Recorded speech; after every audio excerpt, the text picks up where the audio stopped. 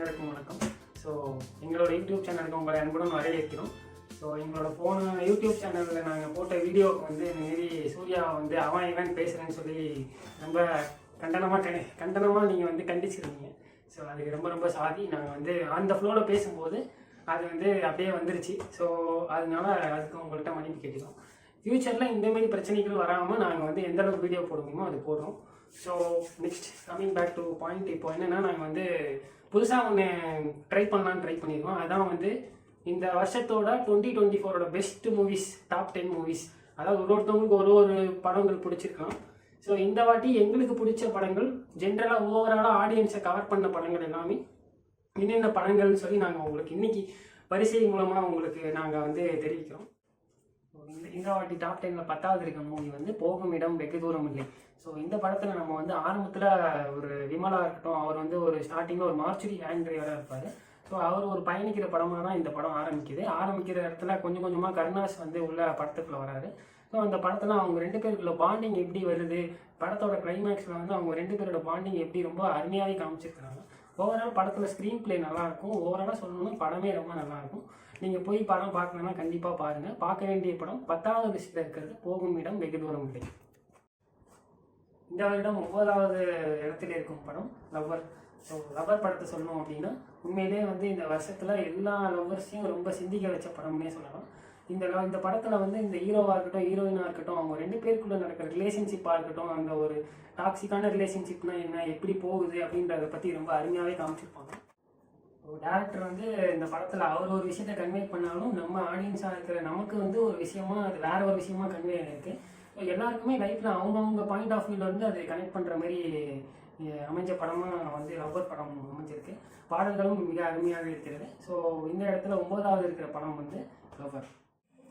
இந்த வருடம் 8வது இடத்துல இருக்க படமாக வந்து லப்பர் பந்து.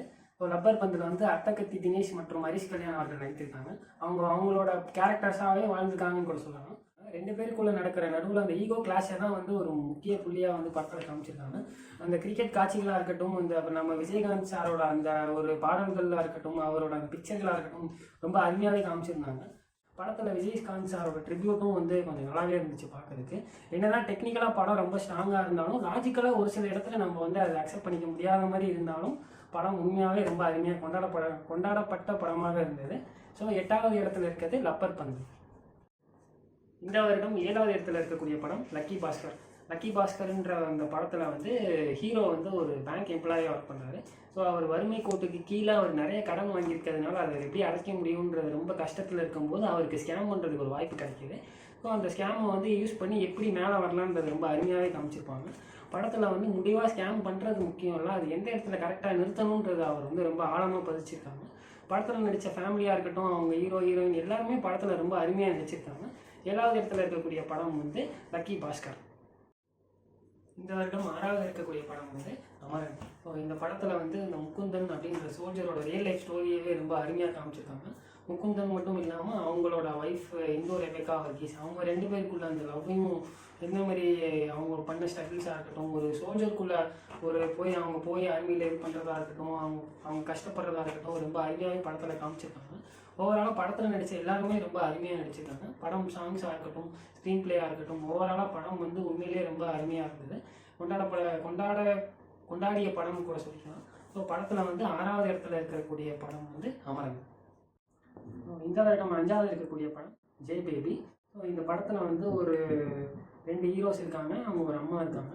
அந்த படம் அப்படியே போயிட்டு இருக்கும்போது அவங்களுக்கு அந்த பசங்களுக்கு கல்யாணம் ஆனதுக்கப்புறம் அந்த அம்மாக்கா இருக்கட்டும், அந்த பசங்களுக்குள்ள ரிலேஷன்ஷிப் எப்படி இருக்குது, என்னென்னலாம் நடக்குதுன்னு ரொம்ப அருமையாக எக்ஸ்ப்ளோர் பண்ணியிருக்காங்க. ஒரு ஸ்டேஜில் அந்த அம்மாவை வந்து அந்த 2 பசங்க தேடி போகிற பயணமாகவே அந்த படம் வந்து ரொம்ப அருமையாக அமைஞ்சிருக்கு. உண்மையாக சொல்லணும்னா அந்த படத்தோட கேரக்டர் அம்மாவாக நடித்தவங்க ஊர்வசி மேம் அவங்க ரொம்ப அருமையாகவே பண்ணியிருக்காங்க. உண்மையிலே எல்லாருக்குமே எமோஷனலாக கனெக்ட் ஆன படம்னே சொல்லலாம். ஓவராலாக 5வது இருக்க படம் பார்த்தீங்கன்னா ஜெய் பேபி. இந்த வருடம் 4வதாக இருக்கக்கூடிய படம் வந்து கொட்டுக்காளியில் சூரி மற்றும் ஆனாபென் அவர்கள் நடித்திருக்க படம் ரொம்ப அருமையாகவே வந்திருக்க படம். இந்த படம் ஒரு எக்ஸ்பெரிமெண்டல் படமாக இருந்தாலும் நிறைய பேருக்கு அது பிடிக்கலன்றதை தாண்டி படம் உண்மையாகவே ரொம்ப வந்து எக்ஸ்பெரிமெண்டலாக நல்லா ரொம்ப அருமையாக காமிச்சிருக்காங்க.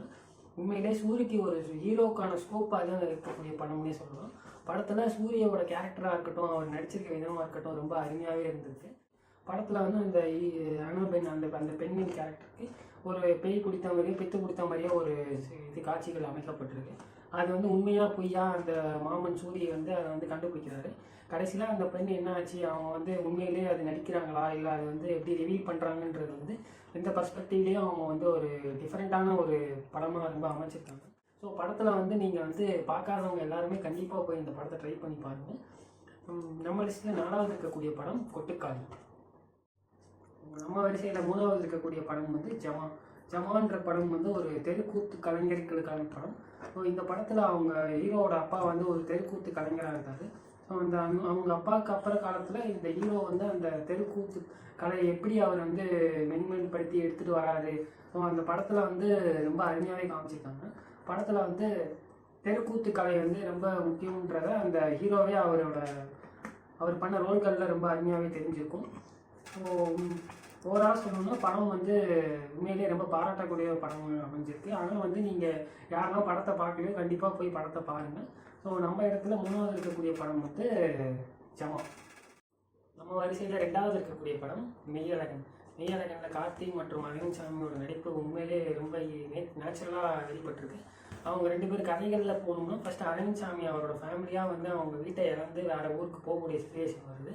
திருப்பி அவங்க ஒரு சிச்சுவேஷன் வரும், அவங்க தங்கச்சி கல்யாணன்றதுனால அவங்க ஊருக்கு சொந்த ஊருக்கே திருப்பி வந்து கார்த்தின்ற கேரக்டரை பார்த்து அவங்க 2 பேருக்குள்ளே நடக்கிற ரிலேஷன்ஷிப்பாக இருக்கட்டும், பாண்டிங்காக இருக்கட்டும் ரொம்ப அருமையாகவே காமிச்சிருக்காங்க. ஒரு கட்டத்தில் நம்ம எல்லாருமே வந்து நம்ம கார்த்தியாக வாழ்ந்துருப்போம், ஆனால் இப்போ வந்து அரவிந்த் சாமியாக வாழ்ந்துட்டுருக்கோம். ஸோ அந்த ஒரு சேஞ்ச் ஓவரை உண்மையிலேயே ரொம்ப அருமையாக காமிச்சிருக்கக்கூடிய படம் தான். படம் வந்து ஒரு குட் ஃபீல் மூவினே சொல்லலாம். கண்டிப்பாக பார்க்காத எல்லாருமே பார்க்கக்கூடிய படம், கண்டிப்பாக போய் பாருங்கள். உண்மையிலேயே அவங்க எல்லாருக்கும் நல்லாயிருக்கும். நம்ம வரிசையில் 2வது இருக்கக்கூடிய படம் மெய்யழகன். ஸோ நம்ம வரிசையிலே முதல் இடத்துல இருக்கக்கூடிய படம் வந்து மகாராஜா. மகாராஜா படத்தில் நடிச்சிருக்கக்கூடிய விஜய் சேதுபதிக்கு இது 50வது படம். ஸோ இந்த படத்தில் வந்து ஒரு அப்பா பொன் பாசத்தை வந்து ரொம்ப அருமையாக காமிச்சிருக்காங்க. படத்தில் வந்து நிறைய ட்விஸ்ட் அண்ட் டர்ன்ஸ் இருக்கும். ஸோ நீங்கள் இந்த பாஸ்ட் லைஃப்பையும் ப்ரெசென்ட் லைஃப்பையும் அவங்க கனெக்ட் பண்ணுற விதம் வந்து ரொம்ப அருமையாகவே காமிச்சிருக்காங்க. ஸோ ஒரு கர்மான்றது வந்து ஒரு மனுஷனோட வாழ்க்கையில் எப்படி விளையாடணும் அப்படின்றத வந்து ரொம்ப அருமையாக வந்து படத்தில் காமிச்சிருக்காங்க. ஸோ இந்த படம் வந்து உண்மையிலேயே ரொம்ப அருமையான படம். இப்போ வரைக்கும் வேறு இடத்துல ஓடிக்கிட்டு இருக்குன்னு சொல்கிறாங்க. ஸோ மிகவும் அருமையான படம். நீங்கள் பார்க்கலன்னா கண்டிப்பாக பார்க்கக்கூடிய படமாக வந்து மகாராஜா வந்து சொல்லுவேன். ஸோ நம்ம லிஸ்ட்டில் வந்து 1வதாக இருக்கக்கூடிய படம் மிகவும் தகுதியுள்ள படம் அப்படின்னா அது வந்து கண்டிப்பாக மகாராஜா தான். ஸோ நம்ம லிஸ்ட்டில் இந்த 10 படங்கள்லாம் உங்களுக்கு என்ன படம் வந்து லிஸ்ட்டு வந்து 1லேருந்து 10 வந்து உங்களுக்கு நீங்கள் வரிசைப்படுத்தி நீங்கள் உங்களோட மென்ஷனை வந்து நீங்கள் கண்டிப்பாக கமெண்ட்ஸில் சொல்லலாம். பார்த்தோம். ஸோ அது மட்டும் இல்லாமல் ஒரு சில படங்களுக்கு நாங்கள் உண்மையிலே ஸ்பெஷல் மென்ஷன்ஸ் கொடுக்கணும்னு நினைக்கிறோம். ஸோ அந்த படங்கள்லாம் வந்து நாங்கள் டாப் 10 லிஸ்ட்டில் வந்து ஷார்ட் அவுட் பண்ணுறதுக்கு ஒரு சில இடங்கள் லேக் ஆனாலுமே இந்த படங்கள் எல்லாமே ரொம்ப அருமையாக இருந்த படம்னு சொல்லணும். முதல்ல வந்து மாரி செல்வராஜ் எடுத்த படம் வாழை படம். அந்த படமும் ரொம்ப ஒரு எமோஷ்னலான ஒரு படமாகவும் இருந்துச்சு. அந்த படமோட கதைக்களமும் ரொம்ப ஒரு நல்லா சைலண்ட்டாக அப்படியே போன மாதிரி இருந்தாலும் ரொம்ப நல்லா இருந்தது.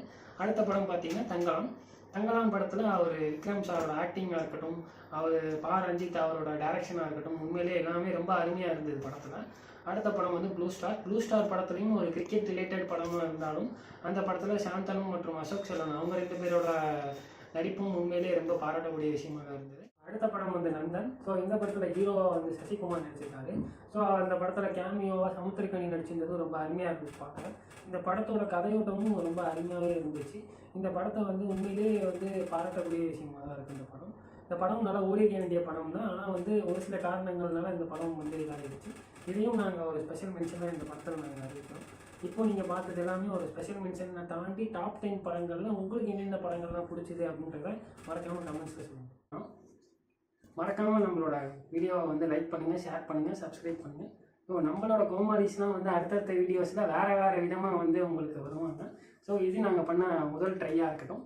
ஸோ உங்களோட சப்போர்ட் எங்களுக்கு கண்டிப்பாக வேணும்னு நாங்கள் நம்புகிறோம். ஸோ இது வரைக்கும் பார்த்த வீடியோவெல்லாம் மறக்காமல் வந்து லைக் பண்ணுங்கள், ஷேர் பண்ணுங்கள், சப்ஸ்கிரைப் பண்ணுங்கள். தேங்க்யூ.